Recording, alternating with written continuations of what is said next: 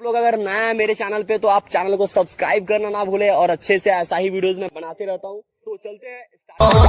महिमा बखाना तेरा दे दो यस सियाए बा